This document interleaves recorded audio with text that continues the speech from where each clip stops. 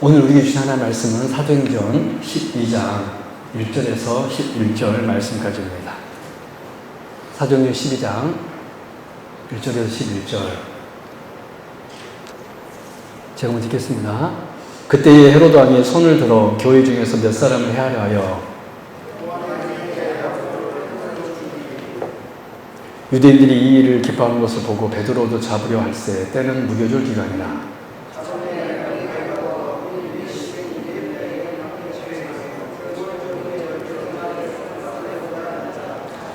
이에 베드로는 옥에 갇혔고 교회는 그를 위하여 간절히 하나님께 기도하더라.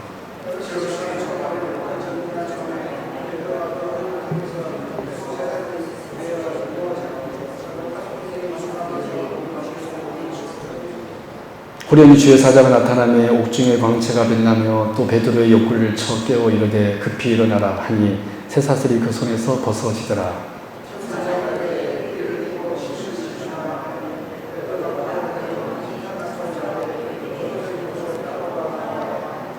베드로가 나와서 따라갈새 천사 가는 것이 생시인 줄 알지 못하고 환상을 보는가 하니라.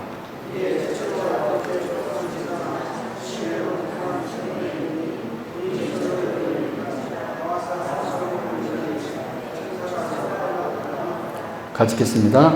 이에 베드로가 정신이 들어 이르되 내가 이제야 참으로 주께서 그의 천사를 보내어 나를 헤로데 손과 유다 백성의 모든 기대에서 벗어나게 하신 줄 알겠노라 하여.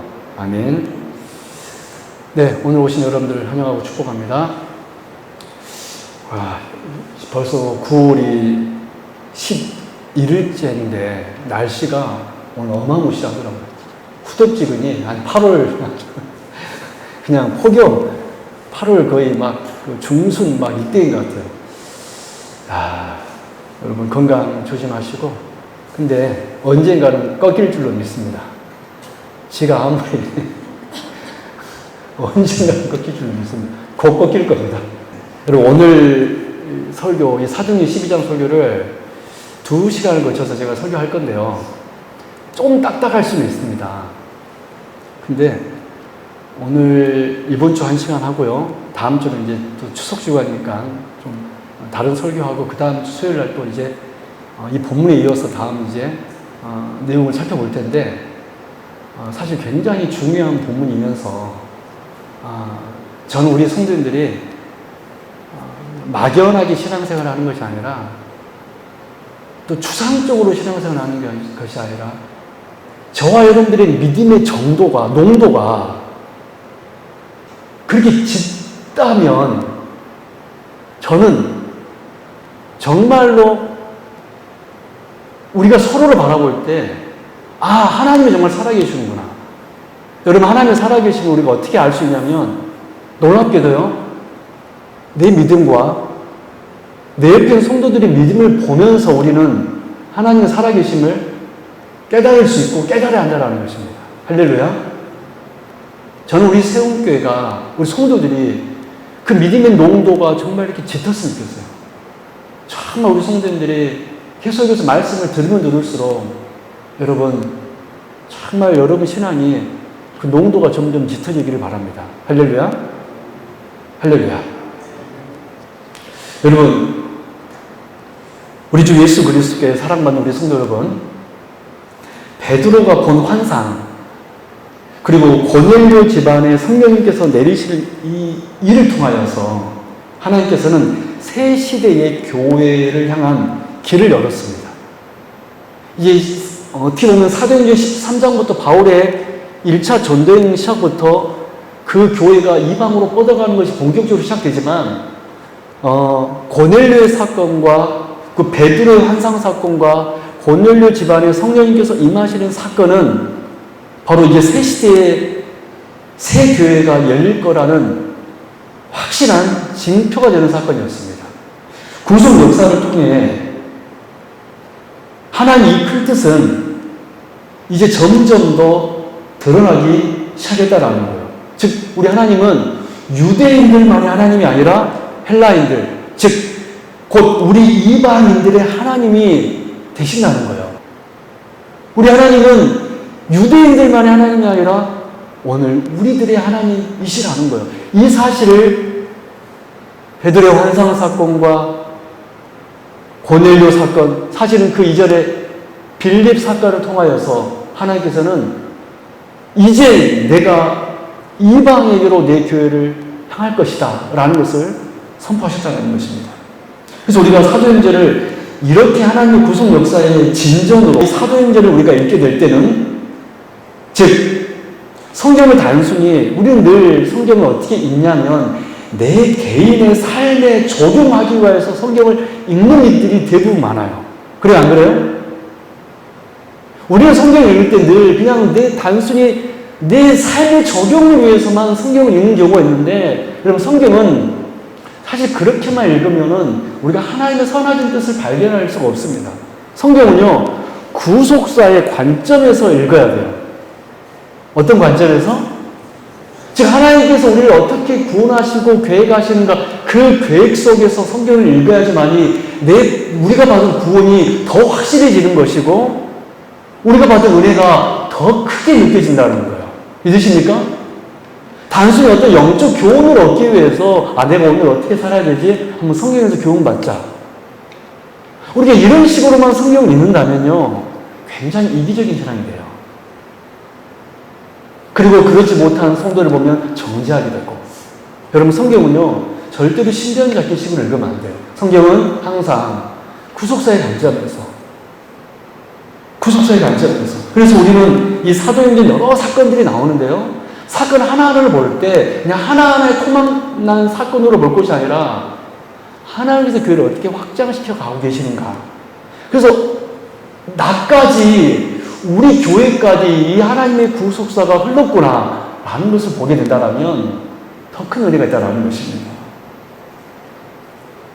여러분, 이런 관점에서 우리가 지금까지 사도행전을 살펴보았는데요, 여러분 사도행전 10장과 11장은 고넬료 사건과 베드로가 예루살렘 교회에서 이 고넬료 사건을 설명하는 장입니다. 10장과 11장이. 그리고 13장부터 1차 바울의 선교 여행이 시작되죠. 그렇다면 이 11장과 13장 사이에 끼어있는 오늘 본문 12장을 우리가 어떤 식으로 봐야 될까요? 여러분 이 사건은 어떤 사건이죠? 베드로가 탈옥한 사건입니다. 베드로가 감옥에 갇혔는데 우리가 알다시피 천사에 의해서 구출되는 사건이 오늘 본문입니다. 여러분 이 사건을 우리가 어떻게 봐야 될까요? 단순히 베드로가 구원받았다. 우리는 단순히 이 정도로만 이 사건을 봐야 될까요? 여러분 이 사건 또한 이방에게로 교회가 확장되어 가는 일을 설명하기 위하여서 기록된 사건임을 알아야 된다는 거예요. 할렐루야. 이 사건 또한 갑자기 사건이 끼어들어갔는데 전혀 어떻게 보면 이방인으로 교회가 확장되는 사건과는 전혀 관련 없어 보입니다. 그러나 이 사건 또한 하나님의 구속사의 역사에 관점에서 볼 때 교회가 어떻게 세워져 나가는지를 보여주는 중요한 사건이라는 거예요. 저는 오늘 이 말씀을 통하여서 여러분들이 그 사실을 깨달을 수 있게 바랍니다. 그래서 오늘 이 베드로의 탈옥 사건을 통하여서 이 시대의 교회가 과연 어떤 성격을 갖고 있는지, 우리 세운교회가, 제가 지금 계속해서 교회에 대해서 지금 설교하고 있는데 우리 세운교회가 어떠한 교회인지, 그리고 우리 세운교회가 또 무엇을 경계해야 되는지 오늘 말씀을 통하여서 우리가 확인해 보도록 하겠습니다. 오늘 성령님께서 오늘 말씀을 통해서 우리의 큰 깨달음과 은혜 주시기를 원합니다. 오늘 크게 세 가지 주제입니다. 첫 번째 주제. 이 시대의 교회는 어떤 교회냐면 출애굽한 교회입니다. 여러분 이 시대의 교회는 어떤 교회예요? 출애굽한 교회라는 거예요. 출애굽한 교회. 여러분 오늘 본문 말씀에 우리가 첫 번째로 주목할 것은 이 베드로의 이 탈옥 사건이 구약의 출애굽 사건과 굉장히 밀접하게 관련되어 있다는 것입니다. 이 베드로의 탈옥 사건과 출애굽 사건과 굉장히 유사하다라는 거예요. 성령님께서는 이 성경을 기록할 때 의도적으로 이 사실을 말하고 있습니다. 베드로의 구출 탈옥 사건과 구약의 어떤 사건과 유사하다? 출애굽 사건과 정말로 유사하냐 볼까요? 첫 번째, 출애굽 사건과 베드로의 탈옥 사건 두 사건 모두 언제 일어나냐면 6월절에 일어나요. 언제 일어나요? 먼저 출애굽 12장 31절 같이 읽어볼까요? 시작. 밤에 바로가 모세와 아론을 불러서 이르되 너희와 이스라엘 자손은 일어나 내 백성 가운데에서 떠나 너희의 말대로 가서 여호와를 섬기며. 여러분 거기 밤에 한번 뭔지 아십니까? 이 밤이 여러분 언제일까요? 여기 출애굽기 12장 말씀을 보면 이 밤은 6월절입니다. 그 어린 양을 잡아서 문설주와 임방이 그 피를 발랐던 그 밤. 그 밤에 이스라엘은 애굽에서 탈출할 수 있었습니다.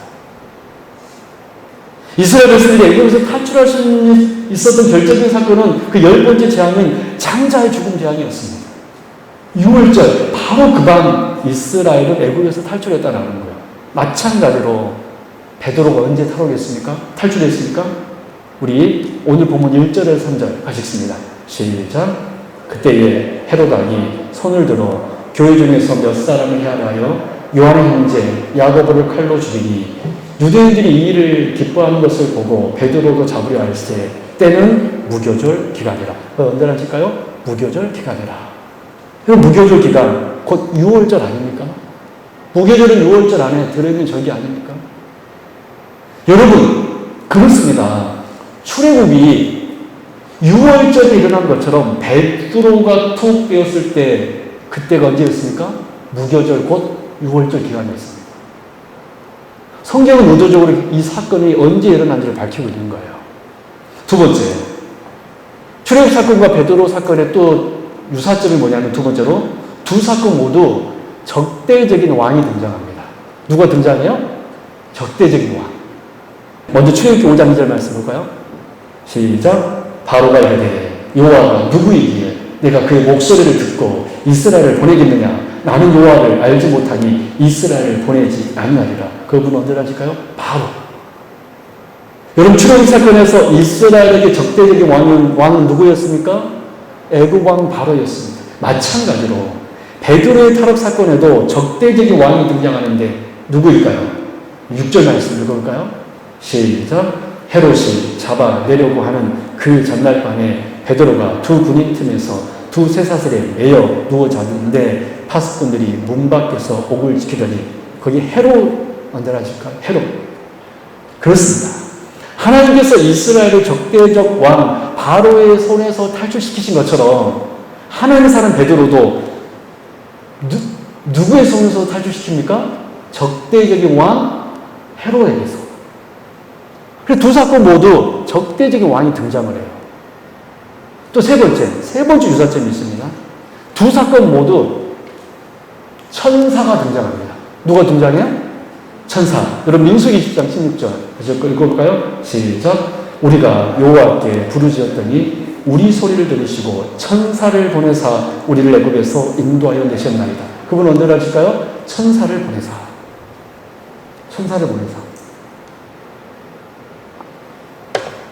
여러분 민수기 말씀 보면 하나님께서 애굽을 벌하시고 이스라엘을 구원하신 일이 누구를 보내서 된 일이라고 설명하고 있죠? 천사를 보내서. 출애굽만 보면 천사를 보내어서 이 출애굽이 일어났다는 것을 알 수가 없는데 민수기의 말 설명 보니까 누구를 하나님께서 보내셨습니까? 천사를 보내서.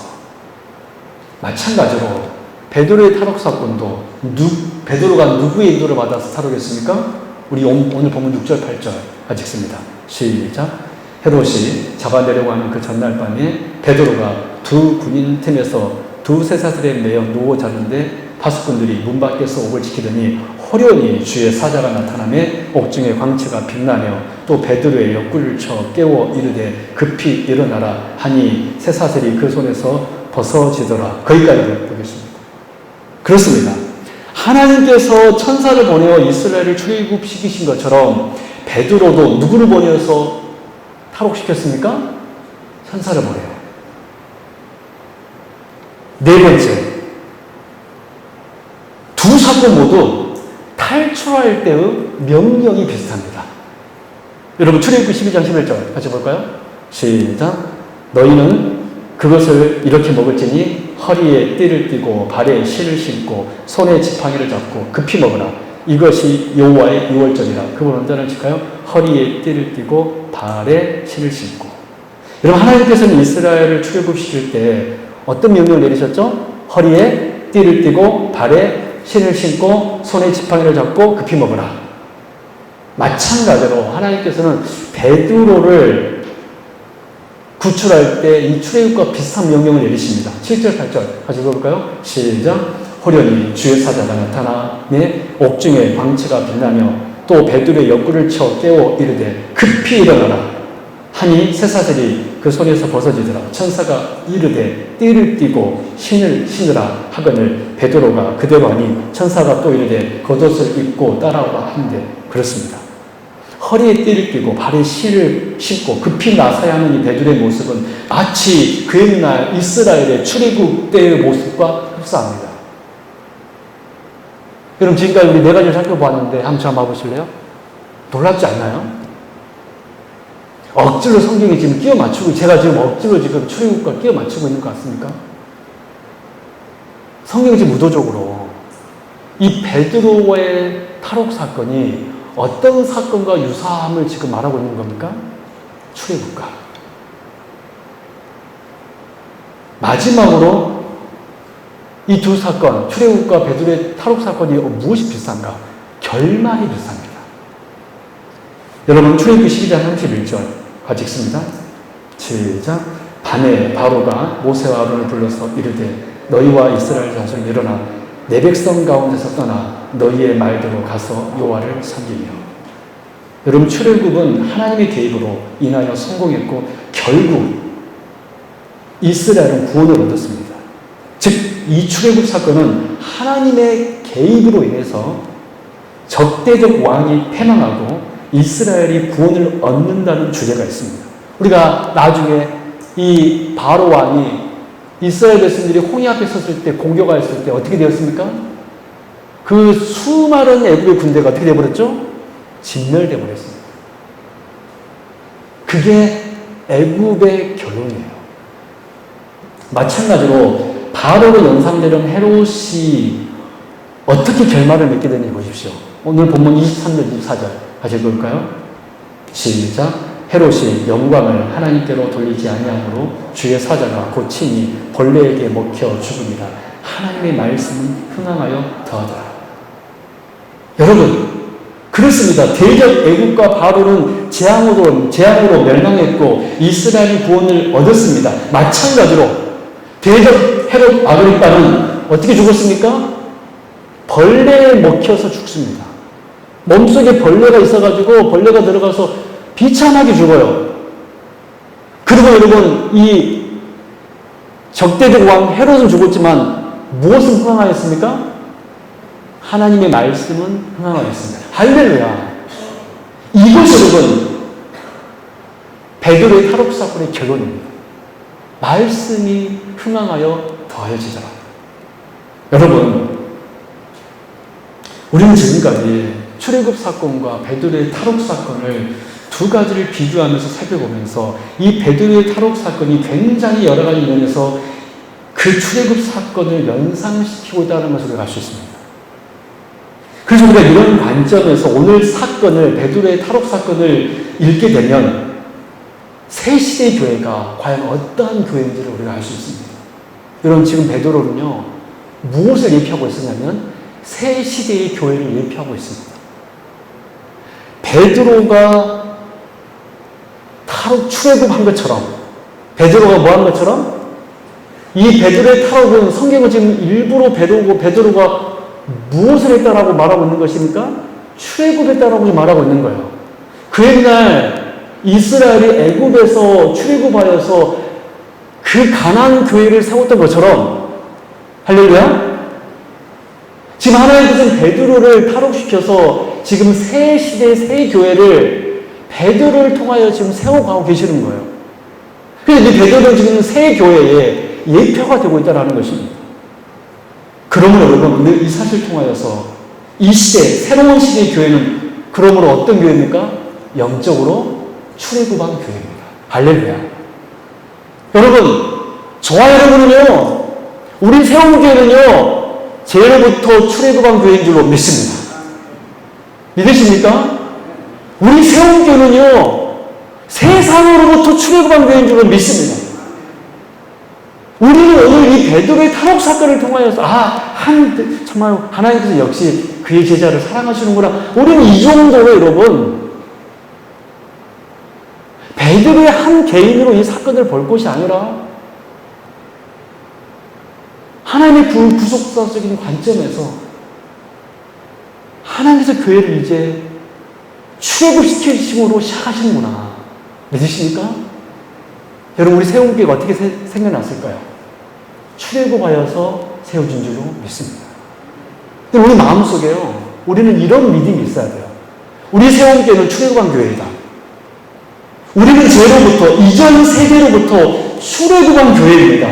그러면 우리는 예시대로부터 출애굽한 새 교회임을 알아서 앞으로 우리는 늘 선포되는 말씀을 더 붙들고 이 베드로의 탈옥 사건을 통하여서 하나님의 말씀이 더 흥황하였던 것처럼 우리 세움교회를 통하여서 하나님의 말씀이 흥황케 되는 역사 있기를 주님 여러분 축원합니다. 그런데 만약 우리가 여러분들이 말씀에 은혜받지 못하고 그 말씀을 삼하고 있지 못하다면 우리 교회는 어떤 교회가 되는 것입니까? 아직도 옛교회가 되는 거예요. 나는 어떤 교회가 되는 것입니까? 아직도 출애굽하지 못하는 옛교회가 되는 거예요. 사랑 여러분, 이 강단에서 선포되어진 하나님의 말씀을 귀하게 여기십시오. 하나님께서 오늘 우리에게 나에게 주신 이 새 말씀을 여러분 통하여서 새 은혜를 받으시기를 바랍니다. 할렐루야. 우리는 출애굽한 교회예요. 우리는 출애굽한 성도입니다. 하나님께서는 바로 우리에게 이 시대의 교회가 어떤 교회인지를 우리에게 선포하고 있습니다. 여러분, 그러니 우리 옛 시대로 돌아가지 마십시다. 두 번째 주제입니다. 이 시대의 교회는요, 출애굽한 새 교회예요. 근데 두 번째 주제, 배도한 옛교회가 있어요. 무슨 교회? 배도한 옛교회. 여러분, 오늘 우리가 베드로의 탈옥 사건에서 우리가 발견한 사실은 베드로가 새 시대에 하나님의 교회를 예표하고 있다는 것을 알 수 있습니다. 우리는 베드로의 한 인물로 볼 것이 아니라 베드로가 새 시대의 어떤 교회다? 새 교회를 예표하고 있는 거예요, 지금. 그래서 베드로의 탈옥 사건은 그냥 사건이 아니라 교회가 어떻게 된 사건이다? 출애굽한 사건이다. 성경은 지금 그걸 가르쳐주고 있습니다. 성경은 지금 새 시대의 교회를 예표한 인물로 베드로의 탈옥을 통하여서 교회가 출애굽했음을 보여주었습니다. 그런데 여러분, 충격적인 사실은 뭔지 아세요? 정말 충격적인 사실은, 다시 말씀드립니다. 충격적인 사실은 이 바로와 애굽의 역할을 하는, 즉 베드로를, 교회를 억압하는 이가 여러분 누구였습니까? 놀랍게도요, 동족 유대인들이었습니다. 여러분, 지금 이 사도행전 12장에서 먼저 야고보 사도를 죽인 이가 여러분 로마인이었습니까? 헤로도 아니었습니다. 유대인들이었습니다. 지금 베드로를 감옥에 가둔 이가 여러분 로마인이었습니까? 동족 유대인들이었습니다. 무슨 말씀이냐면 지금 새 시대의 새 교회가 시작되고 있는데 이 새 시대의 새 교회를 억압하는 이들이 여러분 누구였냐면 놀랍게도 옛 교회인 동족 유대인들이었다는 거예요. 그렇습니다. 하나님을 전혀 모르는 이방인이 지금 새 교회를 핍박하고 있었던 것이 아니라 헤로드 왕과 유대인들이 새 교회의 적대자들이 된 것입니다. 조금 전까지는 옛 교회였는데 이제 새 교회의 그들이 원수가 되고 있는 거예요. 여러분, 예수님을 죽인 이가 누구였습니까? 누구였습니까? 유대인들이었어요.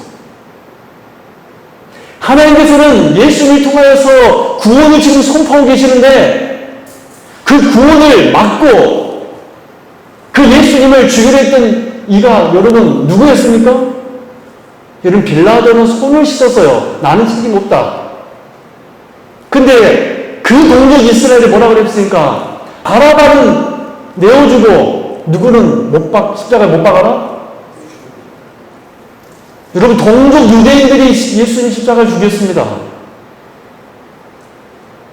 지금 이 베드로, 야고보 사도 누가 핍박하고 있습니까? 옛 교회에 있는 유대인들이, 헤롯 곧 지금 유대 민족들이 지금 교회를, 새롭게 시작되고 있는 교회를 지금 억압하고 있다는 거예요. 우리 이미 스데반을 사건을 통해서는 살펴보았잖아요. 스데반을 죽인 이들이 여러분 누구였습니까? 이방인이었습니까? 동족 유대인들이었습니다. 옛 교회가 자신들이 하나님의 선택된 민족, 하나님의 교회라고 자부했던 그 옛 교회들이 스데반 집사님을 죽였습니다. 여러분, 우리는 이것을 오늘 본문의 사건뿐만 아니라 사도행전 전체에서 확인할 수 있습니다.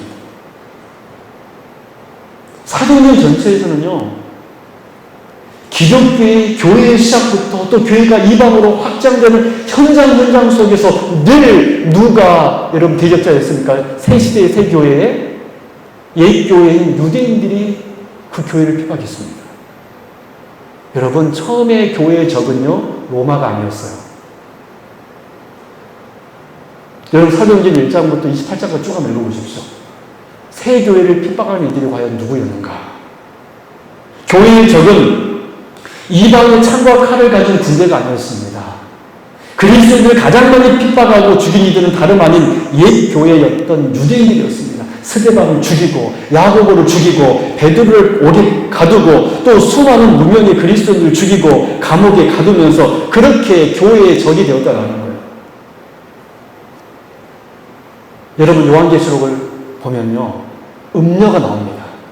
음녀. 여러분, 음녀의 정체는 뭘까요? 우리는 음녀는 세상이라고 생각하는데요, 아니에요. 음녀는요, 순결한 신부가 타락해 버린 것이 음녀입니다. 마치 천사가 타락하여 마귀가 되었던 것처럼 음녀는요, 순결한 신부였던 그 교회가 타락해서 되어버린 모습이 뭐냐면 음녀예요. 여러분, 요한계시록 17장 6절 말씀 볼까요? 같이 읽습니다. 정말로 그런가? 시작. 또 내가 보매 이 여자가 지금 음녀입니다. 계속 읽습니다. 시작. 성도들의 피와 예수의 증인들의 피에 취한다. 여러분, 음녀가, 이 여자가 취했는데 뭐에 취하고 있습니까? 성도들의 피와 누구의 피에 취했다? 예수님의 증인들의 피에 취하니라. 끔찍하죠? 계속 읽습니다. 내가 그 여자를 보고 놀랍게 여기고 크게 놀랍게 여기니. 여러분, 이 말씀에서 음녀 여자가 나오는데요, 요한계시록에서 이 여자에 대해서 성도들의 피와 예수의 증인들의 피에 취하였다라고 이야기하고 있습니다. 여러분, 지금 사도 요한이 요한계시록을 기록하던 이 시기에 누가 여러분 성도들과 예수의 증인들을 죽여 그 피에, 지금 오늘 사도행전부터 시작해서 그 피에 취하였습니까? 그들은 바로 동족 유대인들이었습니다. 그러므로 여러분, 이 음녀는요, 타락한 신부이며 이 교회가 바로 음녀였다라는 거예요. 사랑 여러분, 이제 두 번째 주제 정리합니다. 그러므로 우리는 출애굽한 새 교회라고 그랬어요. 우리 세운교회는 출애굽한 새 교회입니다. 이 출애굽한 새 교회의 가장 강력한 적은 누구일까요? 놀랍게도 여러분, 이 세상이 아닙니다. 하나님께서 새로운 시대에 새로운 교회를 일으키실 때 거기에 가장 강력한 걸림돌이 되었던 것은 하나님도 모르고 예수님도 모르는 이방인들이 아니었습니다. 타락한 성도, 타락한 교회, 배도한 교회가 바로 주님께서 세우시고 세우가신 이 새 교회들의 가장 큰 걸림돌이 되었다라는 거예요. 이런 구속사적을 볼 때 구약으로부터 신약으로 넘어올 때 유대인들이 그러했었습니다. 그렇죠? 구약의 교회에서 신약의 새 교회로 넘어올 때 지금 이 사도행전 이 역사죠. 유대인들의 이 기독교의 가장 박해자는 누구였습니까? 나중에는 이방인이 박해자 있지만 누구였습니까? 유대인들. 좀 더 우리 이 시대에 가까운 역사 종교개혁 시대에도 여러분 기독교의 가장 박해자는 어디였습니까? 옛 교회인 로만 가톨릭이었어요. 여러분, 늘 항상 이 배도한 교회가 음녀가 되어서 새 교회를 핍박하고 죽였던 것입니다. 여러분, 이 시대를 보십시오. 이 시대에 많은 교회들이 있습니다. 다 각자의 이유로 어려움을 겪는 교회들이 있어요. 근데 그 교회들 안에서 누가 교회를 혼란케 하고 불란케 합니까? 이 세상입니까? 놀랍게도 교회 안에서 교회를 무너뜨리고 있습니다. 사랑 여러분, 우리는 늘 이 사실을 바로 알고 경계해야 돼요.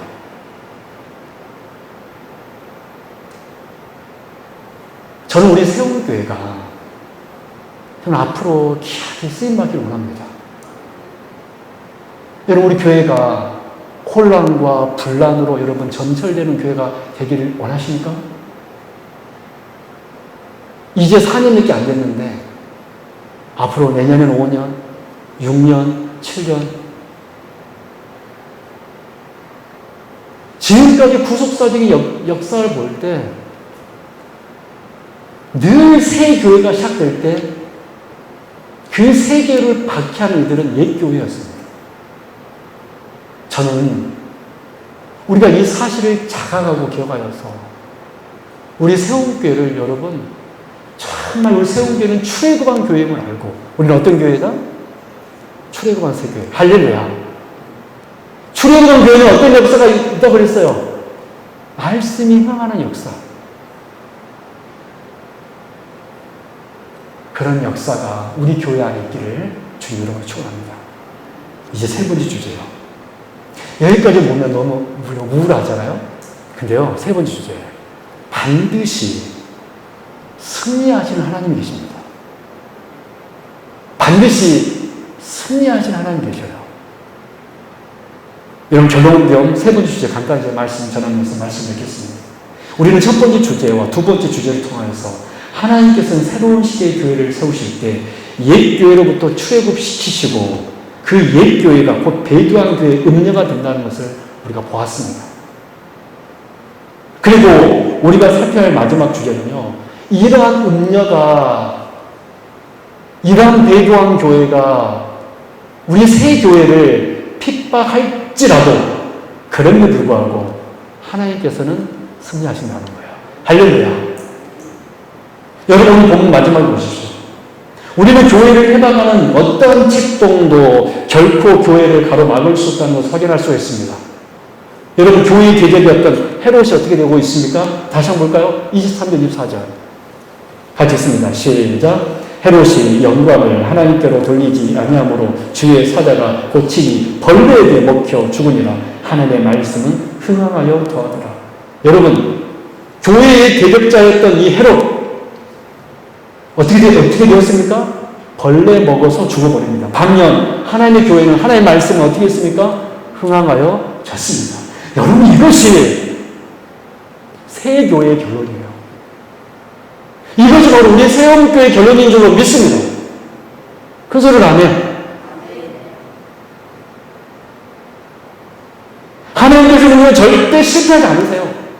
우리를 출애굽시켜 새 교회를 세우셨다라면 우리 교회는 반드시 흥황해야 될 줄로 믿습니다. 여러분, 하나님은요, 패배하지 않아요. 배교하는 교회가 일어나 심지어 우리를 핍박할지라도 음녀가 일어나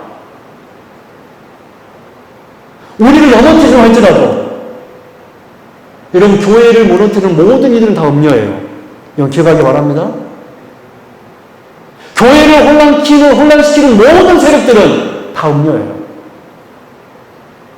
그러나 그럼에도 불구하고 교회는 더 온전하게 세워질 줄로 믿습니다. 왜 그렇죠? 우리 하나님은 반드시 승리하기 때문에 그래요. 우리 하나님은요, 음녀의 심장을 찌를 수 있는 분이시고 가장 강력해 보이는 이 대적의 왕을 치심으로 즉시 멸할 수 있는 본능자이시기 때문에 그렇습니다. 사랑하는 여러분, 우리가 이 오늘 본문 23절, 24절 이 결론을 듣고 무엇을 느끼셨습니까? 이 시대의 한국교회를 볼 때마다 여러분 신물이 납니까?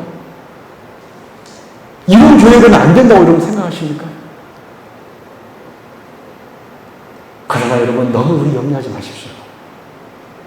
너무 또 우리 언젠가 음녀가 우리를 공격하겠구나. 너무 두려워하지 마십시오. 혹 이들 때문에 교회가 망가질까 상심하지 마십시오. 하나님은 역사 속에서 어떠한 대적에게 지지 않았습니다. 저와 여러분이 출애굽한 새 교회라면 할렐루야, 이것이 전제 조건이에요. 저와 여러분이 출애굽한 새 교회라면 어떠한 대적이 있을지라도 우리는 망하지 않습니다. 어떠한 세력이 있다 할지라도, 어떠한 음녀가 성도들의 피를 먹고 예수의 증인들의 피에 취해서 지금 저항하고 희망락거리며 내가 이겼다, 내가 무너뜨렸다,